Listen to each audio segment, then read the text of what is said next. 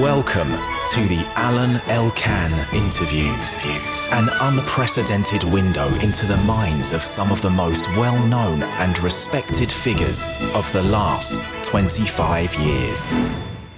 Maybe we should start from architecture. Yeah. As you are yourself an architect, a writer of architecture, a professor of architecture, a philosopher of architecture, a critic. Yeah.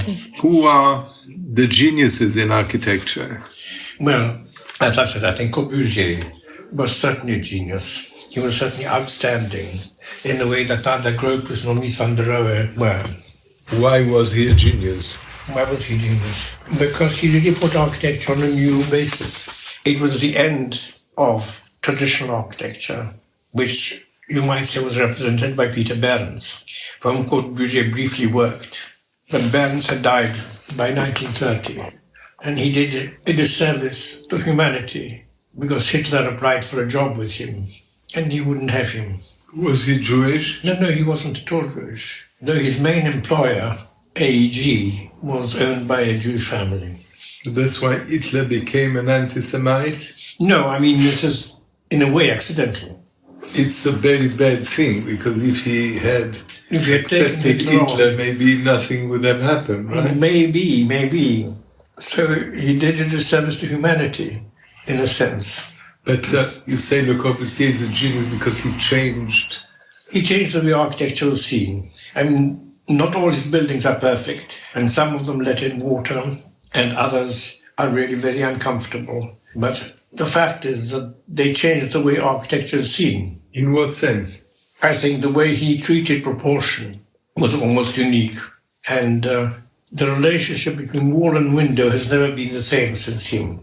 And of course, the unité d'habitation, which was his device, was something which he really formulated in a completely new way, with internal streets and internal commercial streets in a large slab block. You have been working with him, did you? Well, I was very lucky because he offered me a job, having looked at my drawings. But my mother then said, how much does he pay? And of course, he never paid his office. He never paid people in his office. So your mother said you should not do it? No, exactly. And you did it as well, or you didn't? She wouldn't keep me in Paris while I worked for Corbusier for free. But how did you meet him? Did you speak to him? I knew a strange architect whose greatest achievement actually was not doing a building, but was pulling Corbusier from underneath a motorboat, which had wounded him in, I think, 1938, at Antibes somewhere. And Corbusier was, of course, grateful and did some small things with this architect who was called Clive Entwistle.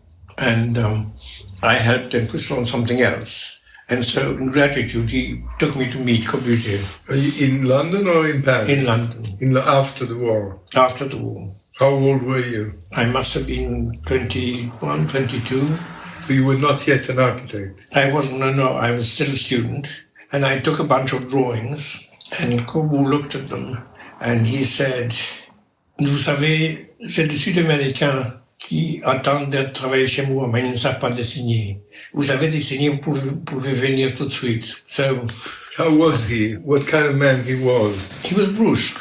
Was he nice, interesting, or? But he was certainly interesting. He had Did you speak? To say. Yes. You spoke about what? I was 20 and he was 50. So you were impressed? I was in awe. I was not impressed. But you couldn't work for him because of money? No, I couldn't. What was I going to live on? And your mother didn't want to help? No, she certainly had no intention of helping. And you didn't explain to her who he was? Wouldn't mean anything to her. So, what other architects of some value you met? Well, I certainly met Gropius at one point. Gropius? Yes, but not to speak to him, just had a brief meeting. And he was a genius too, or not? No. Why? He wasn't really a very talented architect. And what about Mies van der Rohe? Well, the thing, neither Gropius nor Mies were very good draftsmen. Corbusier was a fantastic draftsman. His lectures were performances in which he drew all the time. Drew in charcoal or thick pencil on paper, which people then took away. Instead, the others didn't. No, they couldn't draw. I mean, all the projects of Gropius are drawn by other people. But you, as a student of architecture and later a professor, which are the architects who you think were most significant? Well, the architect nearer my time, nearer my age, who was really very important to me and to everybody else, was Alvarado, who was Finnish. I think in the kitchen I have some furniture that trolley is by him. And why was he so significant here? Well, he was formally very inventive, unlike Gropius, for instance. But he was not a genius. Well, on the edge of what is or isn't a genius. Yeah, but I was thinking before, Michelangelo was an architect, Palladio was an architect, yes, and so on and so forth. Who are the But Corbusier is the Corbusier and Arto are the two who I think will remain of importance. In your generation? No, for my generation. Right. And in this generation? I don't think there's one outstanding figure in my generation. I think there are a lot of second-rank figures, but there was not one figure of the stature of Corbusier or of Arto. Perhaps Frank Gehry. Frank Gehry? Yes. Why? Well, he's very inventive formally. But often I ask myself, this contemporary architecture, is it going to last as much as Michelangelo, Palladio, or, these Alberti, these buildings who lasted for forever? When you see this metal and steel and glass buildings, are they going to last? Some will certainly last. Some are very well built. And Corbusier was quite a good builder. I mean, he knew techniques of building. Again, Gropius's buildings are not really very well built, and of course he had no sense of environmental values, so he used big glass facades, single glazing, which just thermally are absolutely monstrous. Yeah, but for instance, if you look at the Italian, it's not as much praised as Le Corbusier, but the Italian architecture, for instance, during the fascist regime, right? All these architects, they built buildings that you can see that they will last. Well, Terrani is a good example. For instance. Yes. What is the level of these architects? Because obviously, because they worked for the fascist regime, they were punished. Yes. As much as artists or writers, right? Yes. Futurism was not, as praised as surrealism, or because Marinetti was a fascist, or so on and so forth. So what about these Italian architects? Futurism only produced drawings, not buildings. Futurism, as far as architecture is concerned, only produced drawings, not buildings. And the drawings were brilliant.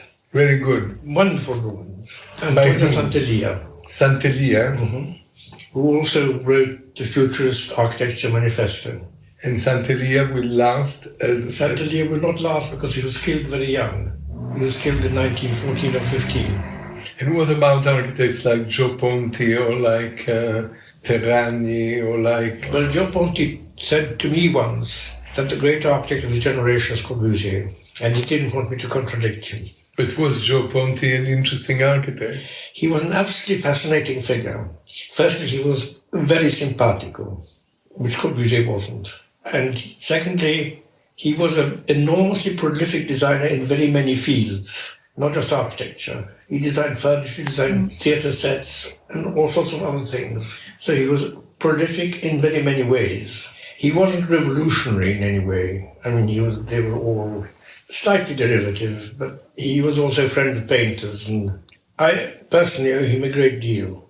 I owe him a great deal. What did you owe him? Well, I mean, he took me on as correspondent for Domus. Domus was his magazine, right? Domus he founded in 1928, so 2 years after I was born.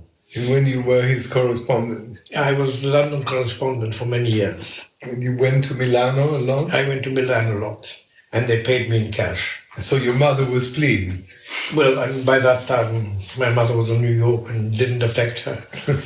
Milano was a city of architects, no? There were architect Renzo Piano, Gregotti, Albini. No, Renzo Piano was in Genoa. Gregotti, Gaio Lenti. La Casanecchi, Portalupi. Yeah, but Portalupi. There are many architects, no? Was Virginia Pollini. Which was the value of these architects? They were not perhaps first rank, with Corbusier. They were in the second rank with Giaponti. And also these new architects, Renzo Piano, Jean Nouvel, Foster, they are all second rank. I mean, this is a big statement because all these people are called archistars. Yes, of course. And they're all very famous. Zaha Hadid, Jean Nouvel, Foster. Jean Nouvel rather surprised me. We were put at a table once at a dinner next to him. And I thought this was going to be a trying evening. But in fact, he's a very good conversationalist. Very good. Nice. Yes. Renzo Piano is simpatico too, no? Yes, Renzo is simpatico. And what about Carlo Scarpa? He's a kind of genius. The details are all wonderful. Very inventive in detailing. But the buildings didn't really hold water, metaphorically. So let's go back to the idea of genius. Mm-hmm. You spent a lot of time studying. You also curated an exhibition of Leon Battista Alberti. I did. Battista Alberti was a genius? Yes, that was a genius in many ways. I mean, he wrote splendid Latin and splendid Italian. And he had a very curious mind. And he was a very good mathematician. So Alberti was a kind of Piero della Francesca of architecture? He was a contemporary of Piero's, and exactly. He was in that class. So he's probably one of the most important architects who ever existed. Yes, right? Absolutely. What are the Alberti's works that you remember the most? I mean, besides Palazzo Lucellai in Florence, no, Tempio Malatestiano, Santa Maria Novella. Santa Maria Novella, and the sepulchre in San Pancrazio, behind the Palazzo Lucellai. And il Tempio Malatestiano di Rimini anche. And after who comes and in Mantua, San Sebastiano and Sant'Andrea. And what about Giulio Romano? He was a kind of genius. He was very inventive and prolific, but he was not a great architect. I mean, the buildings are entertaining and charming. What about Palazzo del Te in Mantova? Well, that was his best building. And that's where you did the exhibition of Alberti? Well, not in the Palazzo, in the oranges. Yeah. But why did you decide to do it in Mantova? Well, I wanted to do it in a city with which Alberti was associated. Olivetti had charge of the orangeries of Palazzo del Te. So I did it in the Palazzo del Te, in fact. I was president for a few years of the scientific committee of Palazzo del Te. I remember. But that was after I did this. Yeah. Then who do we remember? We remember Palladio. Of course. He was a genius or not? I think so, yes. Why? Well, he invented the Venetian villa as a building type. Villa Pisani, yes. Villa Maser. They were all his invention. Yeah, but the Villa Valmarana, yeah? Yes. Yeah, but are they so extraordinary? They are. Why? Again, it's a matter of proportions and setting and a whole lot of circumstances which combine to make each one of them a little masterpiece. And who are the English and French and German architects that you remember, in the past, equivalent to the ones we just mentioned? Well, of course, Inigo Jones practically invented the Renaissance for England. Inigo Jones did a banqueting house in Whitehall and works around Whitehall Palace, and he also recased St. Paul's, the old St. Paul's which burned down in the fire of London. And this is a very significant architecture? Well, it was certainly very innovative at the time when he did it.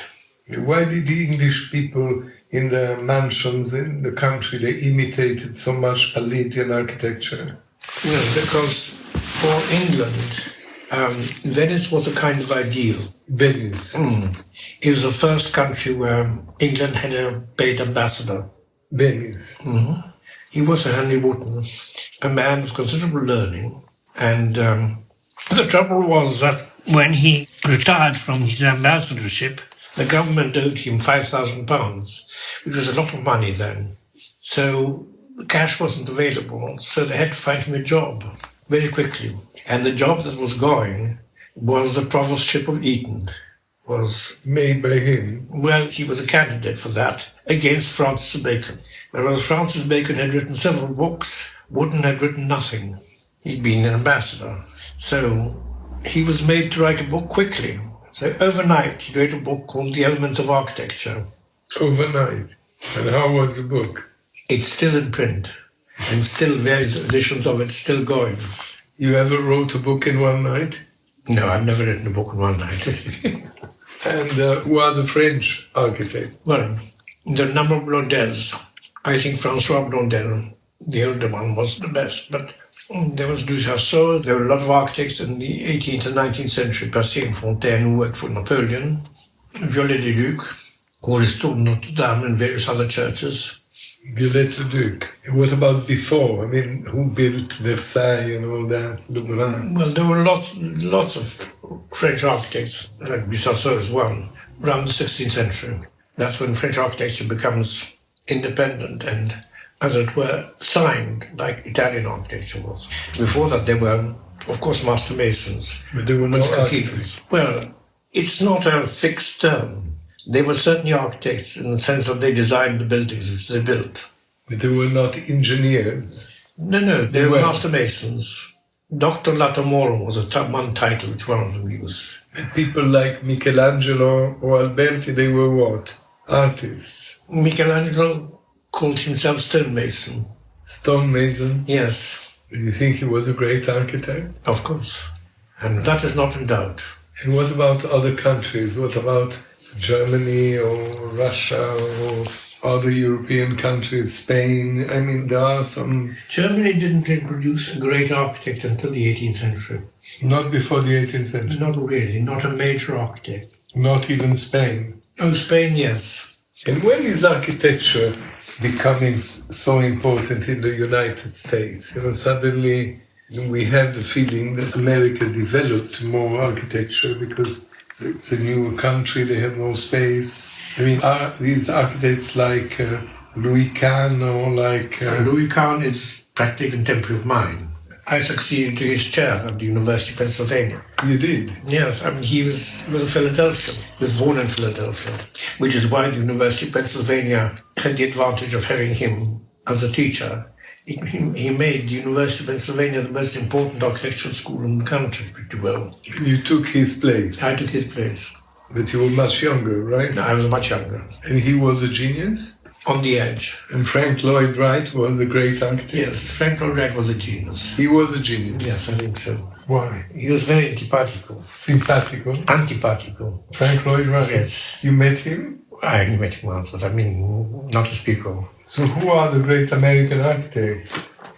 Well, Louis Sullivan, who was Frank Lloyd Wright's teacher, was probably the first. Well, Thomas Jefferson built the famous villa, but the first architects were brought from Europe.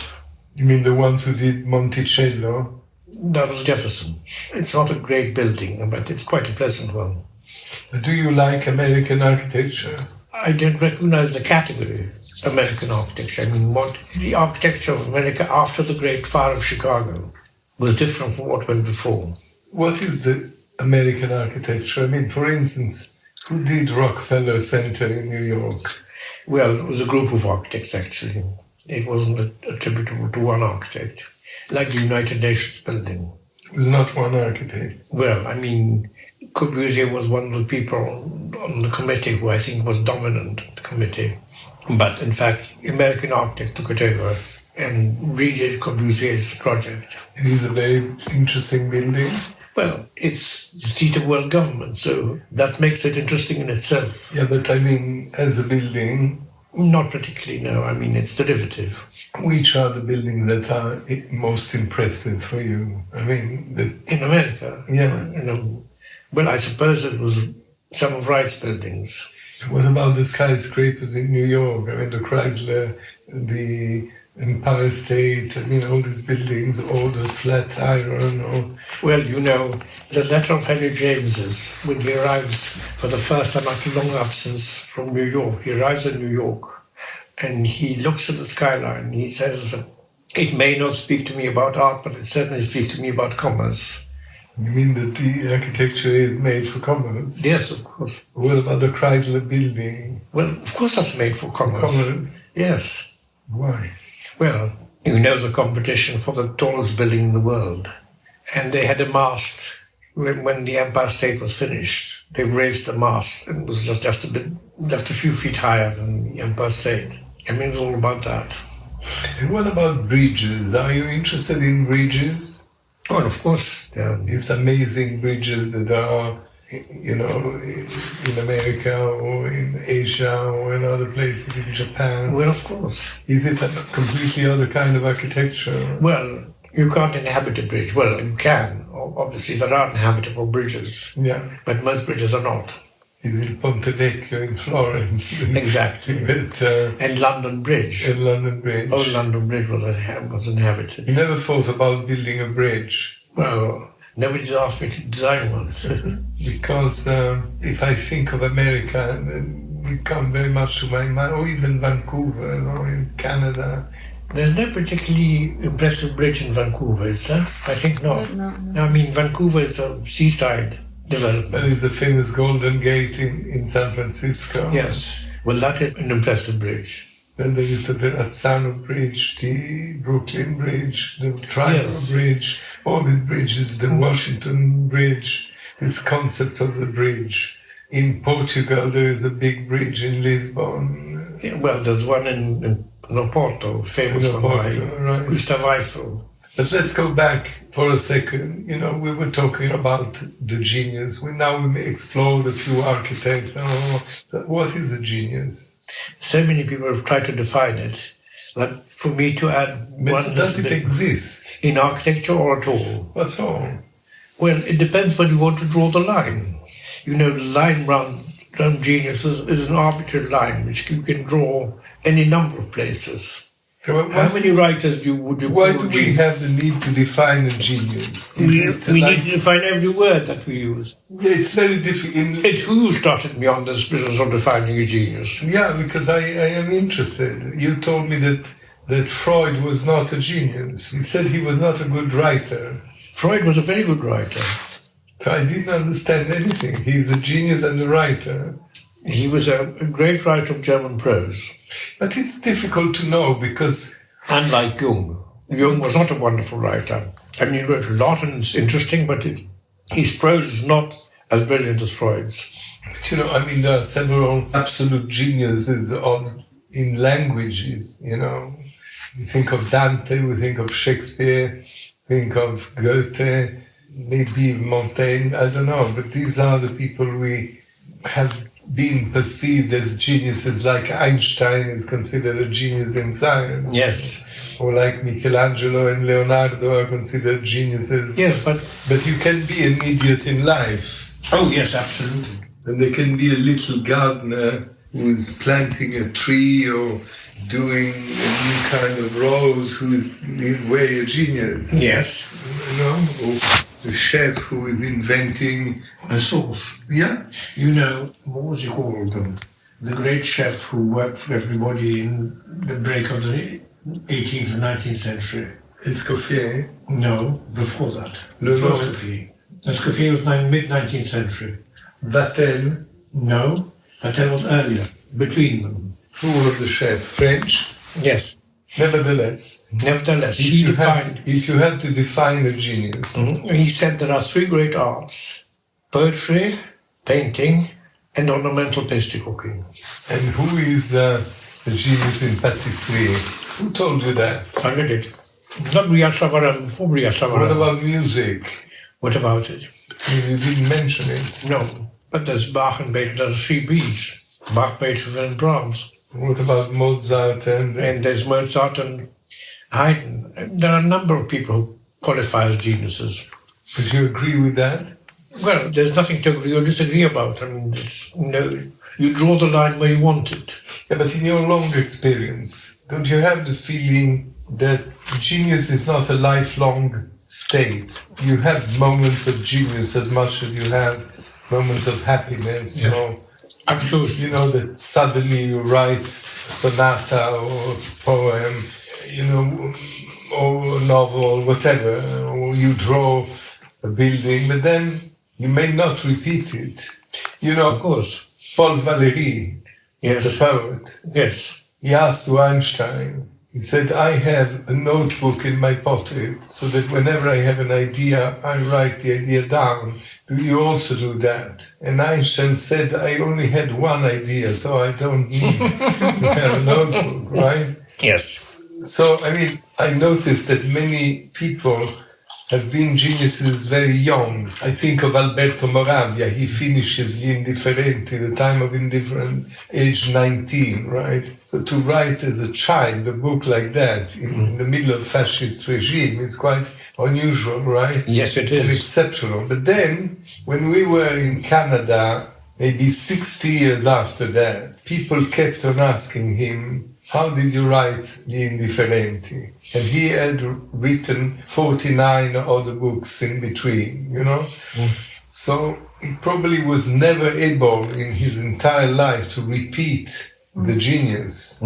Or many times a writer has one book. Yes. I mean, Joyce makes a huge effort to write Finnegan's Wake, Yes. but he's remembered because of Ulysses, That's right. no? Absolutely.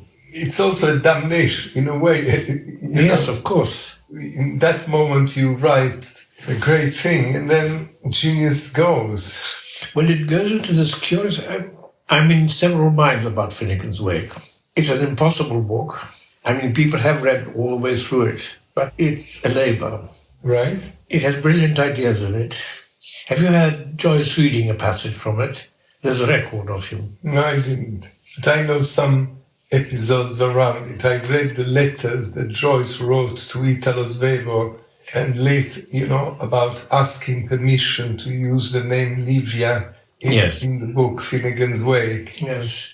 And writing Dear Mr. Schmitz, you know, the relationship between the two Yes. of them. So I also spoke with Beckett about Finnegan's Wake. Yes. Because I received an Italian translation of Finnegan's Wake made by a guy from Bologna.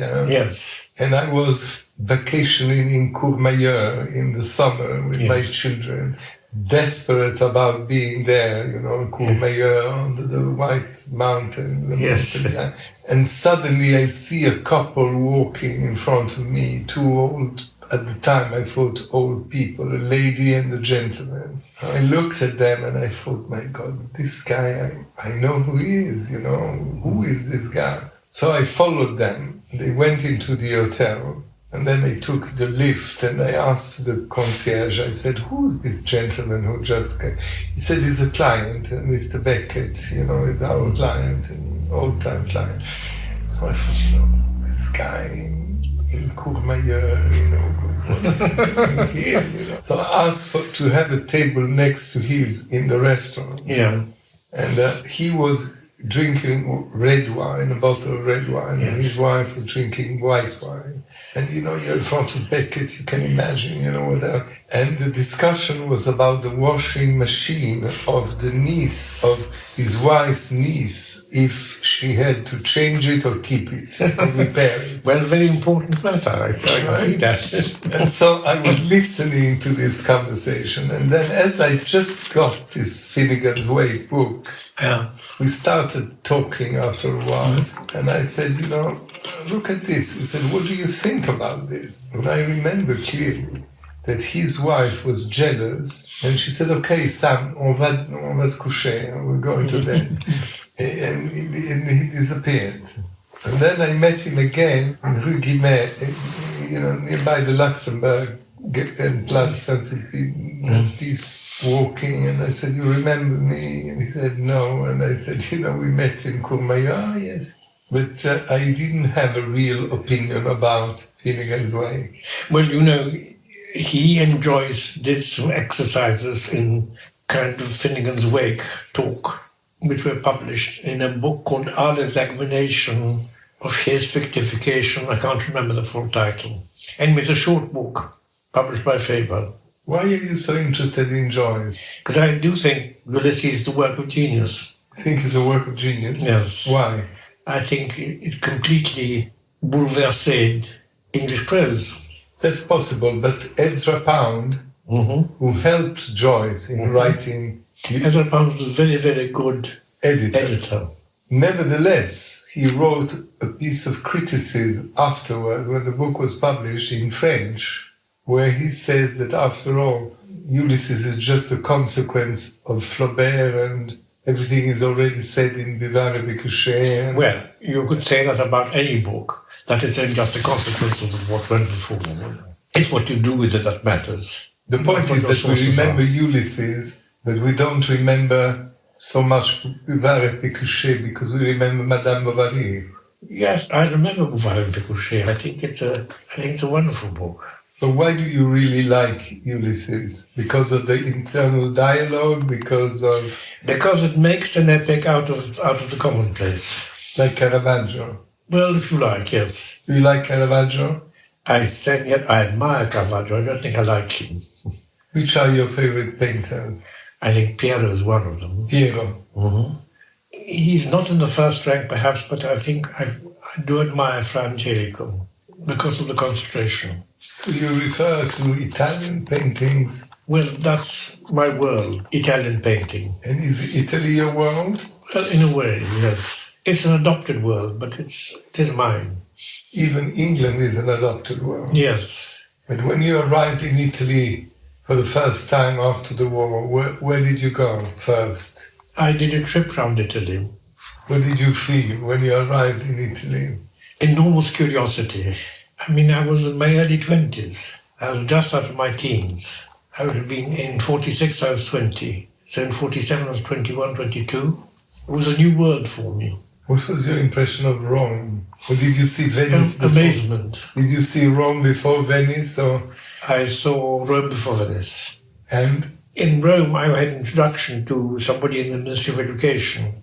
It was called Argan, Giulio Claudio Argan. Then became the mayor of Rome. Then became mayor of Rome. But at that point, he was a not very important official in the Ministry of Education. And he said, if you're going to Venice for the first time, the important thing is not to arrive by train. You should arrive by boat. And you arrived by boat? I arrived by boat. Where did you take the boat? Well, that was what Argan told me to do. I went to Padua, and from Padua I went by tram to Fusino. And there you could take a boat which landed you in Piazza San Marco. And what was your impression of Venice? Well, it was overwhelming, come on. I got off the boat and I was in Piazza San Marco and we walked into the Basilica and they were singing Vespers. I'd never seen anything like this or heard anything like this. So all of the Italian places, cities, would be Venice your favorite? Well, it was certainly one of my favorite places. And I was very lucky because after we gave up Philadelphia, we bought a flat in Venice. And that's because you don't have a driving license? Because I don't have a driving license and because Anne was determined that I would walk as far as possible. Because you were very lazy? I'm very lazy. You don't like sports? No. You don't like... No, I have no relation to sport. So as you're 95 years old, it proves that maybe people shouldn't diet. Yes, and I think sport is very dangerous. Very dangerous. And what do you think about vitamins? Well, I take them. So you believe they're good? Yes. And wine? Wine? Well, it's certainly very nice. So you still drink wine, right? I still drink wine. Were you a heavy drinker before? No, never. And a smoker? Never. You drove? My father was a chain smoker and died at 50. So you never smoked. And why do you have such a big passion for literature, being an architect? Why you knew so many writers and you wanted to be you are a writer? Well, I am a writer, yes. And some writers were great friends. You consider yourself an architect, a genius, a writer, a professor, I don't consider myself a genius. You don't think you're a genius? No. Why? Because nothing I do is quite good enough. But you wrote some very good books. Yes, I'm just coming out in Romanian. Well, my second book in Romanian. But this is not an answer, right? No, it's not an answer. So which one of your books is your masterpiece at the moment? Idea of a City, House of Adam? The ones which are best known are Adam's House and The Idea of a City. And which one? The Idea of a Town. The Idea of a Town. Which one do you think is more important? But I think other books are more interesting and more important. Which one? I think the book on the orders, on order and architecture. I think a late book, which has been rather neglected. The one you're writing? No, the one that was published about 10 years ago, called The Judicious Eye. Judicious Eye is your masterpiece. Well, I don't know what we call that, but I mean, that's the book. How many honorary degrees do you have? I think 8 or 9. 8 or 9? Yes. From where? Well, in Italy I have one from Rome and Sapienza. In architecture? In architecture. I have one from Trieste. Trieste. And I have one from Bologna. And you have one in England?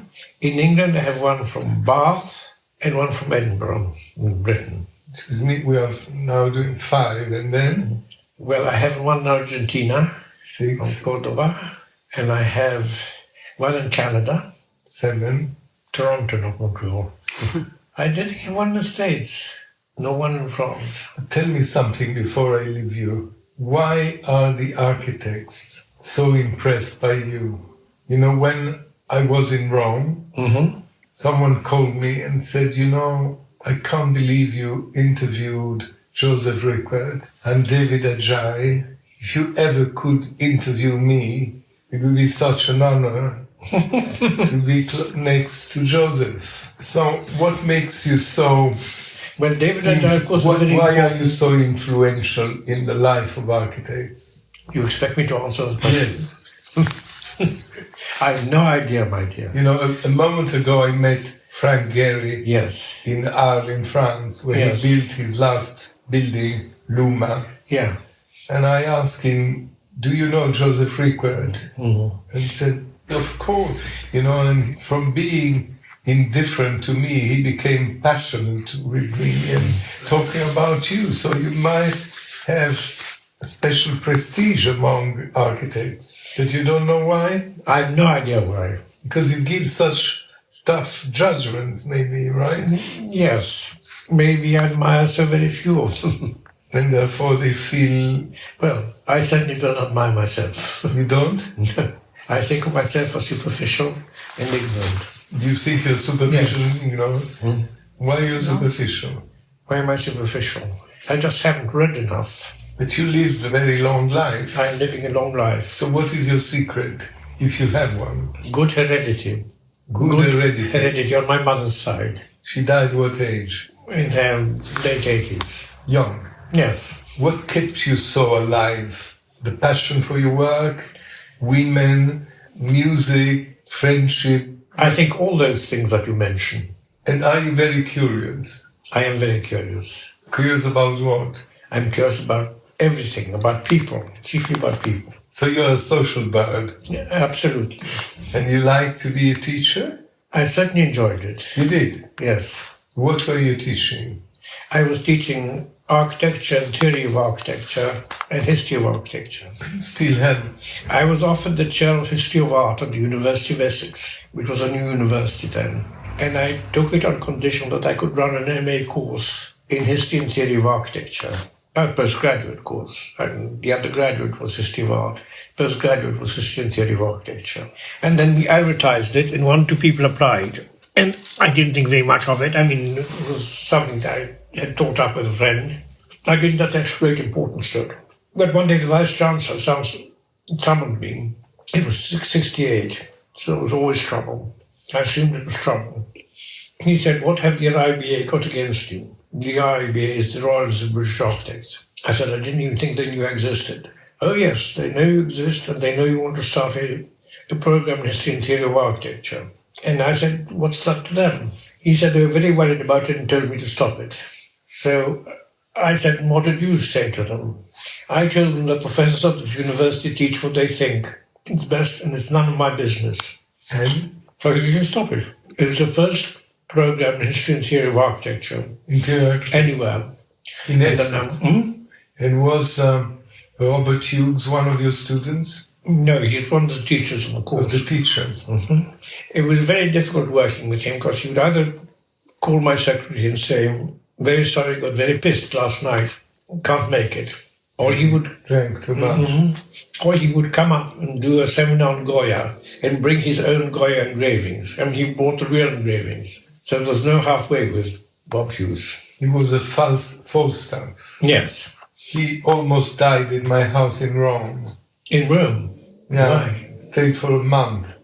We were friends. He wrote some good books. Yes, he wrote very good. Not the book on Rome, but he wrote a very good book on Australia. Yes, he shouldn't have written a book on Rome. Yeah, because he was very ill. Yes. I used to see Lucian quite a bit when he was much younger, when he was married to Kitty. You speaking German together? No, he was spoke English.